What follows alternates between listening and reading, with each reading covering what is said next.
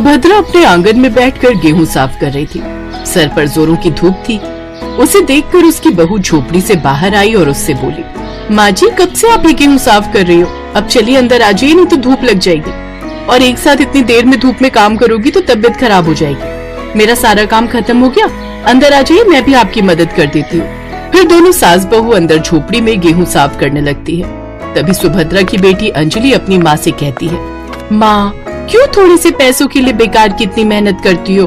तू जानती है ना बेटा, हमारे घर के हालात कुछ ठीक नहीं है, और तेरा भाई दिन रात मेहनत करके पाई पाई जोड़कर तेरे ब्याह के लिए पैसे जुटाने में लगा है, तो हम भी उसकी थोड़ी मदद कर देंगे तो क्या जाएगा। ब्याह? अच्छा माँ, मैं पहले ही आपसे कह रही हूँ, मैं ऐसे वैसे घर में शादी नहीं करूंगी। अरे जब मुझे गरीबी झेलनी ही है तो मैं ऐसे वैसे घर जाकर गरीबी क्यों झेलूं?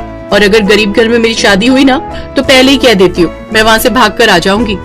ऐसा नहीं कहते बेटी, शादी के बाद ससुराल जैसा भी हो वही उसका घर होता है, और अमीर गरीब ससुराल मिलना तो नसीब की बात है। वो सब मुझे नहीं पता माँ, मैं पहले ही बता रही हूँ, मेरी शादी किसी बड़े अमीर घर में करना। ये कहकर अंजलि वहाँ से चली जाती है। हे भगवान, मैं क्या करूँ इस लड़की का, ये तो जैसे कुछ समझने को तैयार ही नहीं है। कोई बात नहीं माँ जी, ननद जी के लिए हमसे जितना हो पाएगा हम उतना जरूर करेंगे। फिर दोनों सास बहू वो सारा गेहूं साफ करती हैं, जिसके बाद वो सर पर उठाकर दुकान पर देने जाती हैं। अरे अच्छे से गेहूं साफ तो किए है ना? याद है पिछली बार अच्छे से साफ नहीं हुआ था। नहीं नहीं मालिक, हमने तो अच्छी तरह से सारा गेहूं साफ किया था। तो मैं क्या झूठ बोल रहा हूँ? अब ये लो अपने पैसे और जाओ यहाँ से। दोनों सास बहू पैसे लेकर लौट आती हैं। लौटते वक्त सुभद्रा की नजर एक सूट पर जाती है। देख तो प्रिया, ये सूट कितना प्यारा है ना। अंजलि जब शादी के बाद आएगी तो उसको ऐसा ही सूट दूंगी, उस पर खूब खिलेगा। हाँ माँ जी, है तो सुंदर, ननद जी पर ये रंग खूब खिलेगा। चलिए अंदर चलकर पूछते हैं। वो दोनों अंदर जाती हैं और दुकानदार से उसका रेट पूछती हैं। ये 2000 का सूट है, बस लास्ट पीस बचा है, चाहिए तो बताओ। हैं? अरे सोना बेच रहे हो या कपड़ा जो इतना महंगा बेच रहे हो? हाँ, मुझे तो पहले समझ जाना चाहिए था कि तेरी हैसियत नहीं है खरीदने की। चलो अब निकले यहाँ से। वो दुकानदार उन्हें दुत्कारता हुआ वहाँ से भगा देता है। अंजलि उस वक्त अपनी दो सहेलियों के साथ कहीं जा रही होती है। अरे अंजलि, ये तो तेरी माँ और भाभी हैं। इन्होंने कोई चोरी तो नहीं कर ली जो वो दुकानदार उन्हें धक्के मारकर भगा रहा है? ये कहते ही उसकी दोस्त हंसने लगती हैं। अंजलि उनके सामने शर्मिंदा हो जाती है, लेकिन उसे अपनी माँ और भाभी पर बहुत गुस्सा आ रहा था। वो गुस्से में घर आती है तो वो उनके ऊपर गुस्सा करने लगती है। माँ भाभी, क्या करे थे तुम दोनों उस दुकान में जो वो दुकानदार तुम्हें धक्के मारकर भगा रहा था? वो माँ जी को आपके लिए एक सूट पसंद आया था दीदी, तो हम बस उसका दाम पता करने गए थे। झूठ मत बोलो भाभी, अच्छे से जानती हूँ दोनों चोरी के इरादे से गई होगी। अंजलि को अपने घमंड के आगे कुछ भी दिखाई नहीं देता, न बूढ़ी माँ भाभी और न गरीब भाई का दर्द। वो तो बस अपना मतलब निकालना जानती थी। सारा दिन मेहनत मजदूरी करके शाम को थका हारा मनोज घर लौटता है। प्रिया रसोई में आटा गूंथ रही थी। अंजलि, मनोज आ गया है, जा अपने भाई के लिए पानी ले आ। माँ मेरा नेल पेंट खराब हो जाएगा, अब भाभी को बोल दो ना। बेटी वो आटा लगा रही है। अच्छा रहने दे, मैं ही दे देती हूँ। पता है माँ, अपनी अंजलि के लिए एक बहुत अच्छे घर का रिश्ता आया है। पंडित जी कह रहे थे कि वो अमीर घर तो है, लेकिन एक खामी है। कैसी खामी? लड़का उम्र में अंजलि से 8 साल बड़ा है, इसलिए मैंने सोचा मना कर दूं। क्या आप कैसी बातें कर रहे हैं भैया? आजकल ये सब कौन देखता है? अगर लड़का अमीर है, मेरा मतलब है बड़ी उम्र का है, तो क्या हुआ, शादी नहीं हो सकती क्या? मुझे इस शादी से कोई दिक्कत नहीं है। अरे लेकिन बेटी। माँ जी, अगर दीदी को कोई परेशानी नहीं है तो ठीक है, अब बस वो खुश रहनी चाहिए। आप आगे की बात बढ़ाइए। मनोज पंडित से कहकर बात आगे बढ़ाता है। अंजलि दिखने में सुंदर थी, इसलिए लड़के वाले भी झट से मान गए और उनका रिश्ता पक्का हो गया। अब मनोज मजदूरी करके तो वहीं घर पर सारा काम निपटाने के बाद सुभद्रा और प्रिया गेहूं की बोरियां साफ करके या दाल की बोरियों में से कंकड़ साफ करके कुछ पैसे कमाती। ऐसे ही समय बीता और उसकी शादी के दिन पास आ गए। मनोज ने गांव के जमींदार से कुछ कर्ज उठाए और अपनी बहन की बड़ी धूमधाम से शादी की। शादी के बाद अंजलि अमीर घराने की बहू बन गई और अब तो जैसे वो अपने गरीब परिवार को भूल ही गई। एक रोज, अंजलि, अगर तुम्हारी माँ को तुम्हारी याद आ रही है तो ठीक है, हम कल ही चलेंगे मेरे ससुराल सासू माँ से मिलने। अगले दिन अजीत ढेर सारे गिफ्ट्स और मिठाइयाँ खरीदता है और अपनी पत्नी के साथ अपने ससुराल जाने के लिए निकल पड़ता है। अजीत पहली बार अपने ससुराल आया था, इसलिए प्रिया हाथों में आरती की थाली लेकर उन दोनों का स्वागत करती है। अंजलि सबको गिफ्ट देती है, फिर अपनी अमीरी का घमंड दिखाते हुए कहती है, तुम्हें पता है भाभी, मेरे घर में तो बड़े बड़े कमरे हैं और हर कमरे में एसी और डबल बेड और टीवी है। वहाँ तो हमें बिल्कुल भी गर्मी नहीं लगती, और यहाँ देखो, यहाँ आते ही कितनी गर्मी लगने लग गई है। आप अपने ससुराल में खुश हैं, यही हमारे लिए काफी है दीदी। हाँ बेटी, तू बस खुश रह, बस। फिर प्रिया उनके लिए चाय और पकौड़े बनाकर लाती है, जो अजीत को बड़े पसंद आते हैं। कुछ देर वहाँ रुकने के बाद वो वापस जाने लगते हैं तो प्रिया अंजलि को वही सूट देते हुए कहती है, ये सूट हमने आपके लिए लिया है दीदी, दिन रात मेहनत करके पैसे जोड़े थे इसके लिए। अब मुझे इस सूट की कोई जरूरत नहीं है, मेरे पास महंगे महंगे कपड़े हैं। अंजलि उस सूट को ठुकरा देती है। ये देख अजीत गुस्से में कहता है, तुम्हें पता है कितनी मेहनत से तुम्हारी माँ भाभी ने ये सूट तुम्हारे लिए लिया होगा। तुम्हारे भाई भाभी कितने गरीब हैं, लेकिन फिर भी उन्होंने हमारे आने पर कितनी सब तैयारी की है, हमें कितना सम्मान दिया है, और तुम उनकी इंसल्ट कर रही हो। इससे पता चलता है कि तुम्हारी सोच कितनी छोटी है। तभी बाहर जमींदार मनोज को आवाज लगाता है, मनोज, अरे ओ मनोज, अरे बाहर निकल। अरे जमींदार साहब आप, चल मेरे पैसे जल्दी से निकाल जो तूने अपनी बहन की शादी पर लिए थे। धीरे बोलिए मालिक, मेरी बहन और उसका अमीर पति यहाँ आए हुए हैं, उन्होंने सुन लिया तो क्या सोचेंगे। गटर के कुत्ते, जा, आज तो तुझे छोड़ रहा हूँ, लेकिन कल मेरे पैसे नहीं लौटाए ना तो तुझे मार मार कर तेरे घर से निकाल दूंगा। ये सब बातें अजीत और अंजलि सुन लेते हैं। अंजलि को अपनी गलती का एहसास होता है और वो हाथ जोड़कर अपने भैया भाभी और माँ से माफी मांगती है। मुझे माफ कर दो भैया, आप सबने मेरे लिए कितना कुछ किया, लेकिन मैंने हमेशा आपकी गरीबी का मजाक उड़ाया। आपने हमारी शादी के लिए इतना कुछ किया, अब हमारा भी फर्ज है आपके लिए कुछ करने का। ये कहकर अजीत उस जमींदार का सारा कर्ज लौटा देता है। फिर कुछ समय बाद अंजलि और अजीत उनके लिए एक पक्का बड़ा घर भी बनवा देते हैं। साथ ही अजीत मनोज को अपनी ही कंपनी में नौकरी भी दे देता है, जिससे अब उनके बुरे दिन भी खत्म हो जाते हैं और वो सब खुशी खुशी रहते हैं।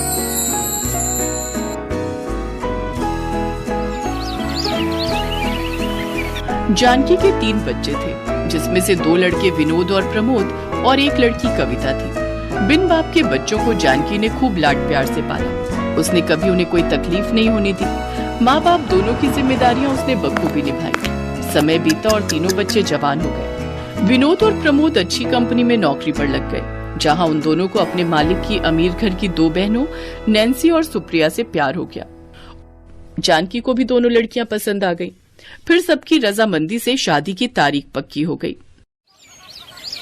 माँ, मैं तो अपने भाइयों की शादी में गाउन पहनूंगी। हाँ, तू तो ऐसे तैयारी कर रही है जैसे हमारी नहीं बल्कि तेरी शादी हो, है? और क्या, भला आखिर क्या जरूरत है बेकार में खर्चा करने की? माँ, ये तो तुम्हारी ही साड़ियों से कोई पहन लेगी, है? आखिर तुम दोनों भाइयों की इकलौती बहन है, इतना तो इसका हक बनता है। फिर जानकी ने अपने पैसों से कविता के लिए गाउन बनवा दिया। ऐसे ही शादी वाला दिन भी आ गया और जानकी की दोनों बहुएं ब्याह कर घर आ गई। कुछ दिन ऐसे ही बीत गए। एक रोज, बस अब जल्दी से अपनी बेटी के हाथ भी पीले कर दूं तो मैं अपने सारे फर्ज से मुक्त हो जाऊंगी। वैसे भी मैं अस्थमा की मरीज हूँ, न जाने कब क्या हो जाए। तभी जानकी की दोनों बहुएं वहाँ गईं। अगर दोनों माँ बेटी की खुसुर फुसुर खत्म हो गई हो तो घर के कुछ काम कर ले, और नहीं तो क्या, अब हम दोनों सारा दिन किचन में रहकर खाना बनाएंगी क्या? ना बाबा ना, हमसे तो ना होगा ये। चल कविता, रसोई में बर्तन रखे उन्हें धो दे, फिर खाना बना ले जाकर। इस तरह दोनों अमीर घर से आई बहुएं सास ननद से घर के काम करवाने लगी। दोनों बड़े घर से आई थी, लेकिन फिर भी उनके मन में लालच भरा हुआ था। सुनिए जी, ये माँ जी कविता को कुछ ज्यादा ही प्यार करती है। अब कल की ही बात लो, माँ जी ने अपनी सोने की बालियां कविता को दे दी। मुझे तो डर है कहीं एक दिन वो ये घर भी उनके नाम ना कर दे।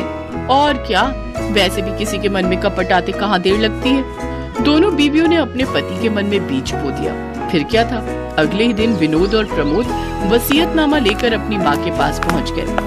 माँ, इन पेपर्स में साइन कर दो।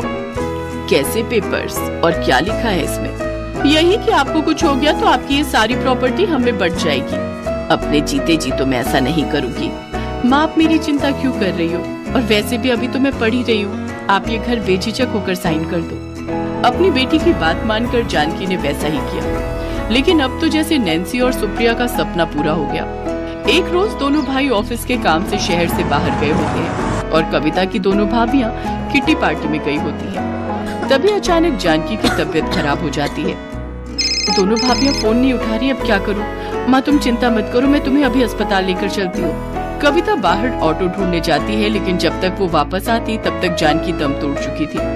अपनी माँ की मौत के सदमे से कविता को बहुत गहरी चोट पहुंची थी, लेकिन अभी उसका दुख दूर नहीं हुआ था कि उसकी दोनों भाभियों ने वो कर दिया जिसकी उसे उम्मीद नहीं थी। नहीं भाभी, मैं इस घर को छोड़कर कहीं नहीं जाऊंगी। इस घर में मेरी ये माँ की यादें बसती हैं, लेकिन तुम्हें हमारे साथ ये घर छोड़कर जाना ही होगा, क्योंकि हमने ये घर बेच दिया है। तुम ऐसा कैसे कर सकती हो भाभी? नहीं, मैं अपने रहते इस घर को नहीं बेचने दूंगी। इसके अलावा तुम्हारे पास कोई ऑप्शन भी नहीं है, क्योंकि माँ ने ये अपने दोनों बेटों के नाम कर दिया था। दरअसल उस रोज उन्होंने वसीयतनामे पर अपना ही नाम लिखा था, कविता का नहीं। कविता मजबूर थी, वो कुछ नहीं कर पाई और मजबूर होकर अपनी भाभियों के साथ चली गई। कविता हमेशा अपनी माँ को याद करके रोती रहती। ओफो, अब ये तुम्हारा रोना धोना आखिर कब तक चलेगा? चलो अब ये सब ड्रामा बंद करो और घर के काम करो जाकर। आखिर कब तक मुफ्त की रोटियां तोड़ेगी? हाँ उठो अब, और रसोई में बर्तन पड़े हैं उन्हें धो लो, फिर कपड़े भी धो लेना, लेकिन पहले रसोई में जाकर नाश्ता बना लो। अगर मैंने इनकी बात नहीं मानी तो ये दोनों मुझे घर से निकाल देंगे, फिर मैं कहाँ जाऊंगी? अब कविता सारा दिन घर का काम करती और जब समय मिलता तब आधी रात को पढ़ने बैठती। एक दिन घर में विनोद और प्रमोद की बिजनेस पार्टी थी, उसमें क्लाइंट्स के साथ उनकी वाइफ भी आई थी। सारी तैयारी कविता ने अकेले कर ली। तभी पार्टी में एक औरत ने नैन्सी से पूछा, ये लड़की कौन है नैन्सी? ये हमारी नौकरानी है। ये सुनकर कविता को बहुत बुरा लगा और वो बिना किसी से कुछ कहे उस घर से चली गई, लेकिन उसे कहीं ठिकाना नहीं मिला, इसलिए वो फुटपाथ पर रहने लगी और भीख मांगकर अपना गुजारा करती, साथ ही अपनी पढ़ाई भी करती। समय बीतता रहा और एक दिन उसकी मेहनत रंग लाई। उसने एसएससी की परीक्षा पास कर ली, फिर भीख मांगने वाली एक गरीब ननद इनकम टैक्स अफसर बन गई। ऐसे ही समय बीता। एक रोज, हे राम, हम लुट गए, बर्बाद हो गए। क्या हुआ? ऐसे क्यों चिल्ला रही हो? हमारे हस्बैंड के दफ्तर में पुलिस वालों की रेड पड़ी है, सब कुछ जब्त हो गया, ऑफिस सील हो गया और गार्ड कह रहा था अब वो टीम हमारे घर ही आ रही है। हमें क्या पता था ये दोनों भाई गैर कानूनी काम करते हैं। क्या? अब हम कहाँ जाएंगे? फुटपाथ पर। ना जाने किसके श्राप का फल है जो हमें ये दिन देखने को मिल रहे हैं। तभी पुलिस वहां आ गई और उन्होंने उनके घर को भी सील कर दिया। अब वो दोनों सड़क पर आ गई। उधर कविता सरकारी आवास में रहती थी। उसने जब अपने भाइयों के बारे में अखबार में पढ़ा तो वो खुद को उनसे मिलने से रोक नहीं पाई। वो अपनी कार से जा ही रही थी कि तभी उसने अपनी दोनों भाभियों को फुटपाथ पर बैठे देखा। भाभी, आप दोनों यहाँ? ये सब कैसे हो गया? मैंने अभी अभी अखबार में देखा जो कुछ भी आपके साथ हुआ। ये सब हमारी कर्मों का फल है कविता। हमने जो तुम्हारे साथ किया उसकी सजा हमें मिल गई। अब तुम हमें माफ कर दो। हाँ नैन्सी, अब तुम हमें माफ कर दो। आप दोनों घबराओ मत और मेरी गाड़ी में बैठो और मेरे घर चलो। तुम्हारी गाड़ी? तुम्हारा घर? हाँ, अब मैं एक इनकम टैक्स ऑफिसर बन गई हूँ। अपने दोनों भाइयों को छुड़वाने के लिए कुछ करती हूँ मैं। खुशी के मारे उसकी भाभियों ने उसे गले से लगा लिया। उसने अपने भाइयों की भी जमानत करवा दी। अब दोनों भाइयों ने कसम खा ली कि वो अब ईमानदारी से काम करेंगे। अब दोनों अमीर भाभियां अपनी गरीब ननद के बड़प्पन के आगे झुक गई, क्योंकि आज उनकी गरीब ननद उन दोनों से भी ज्यादा अमीर थी।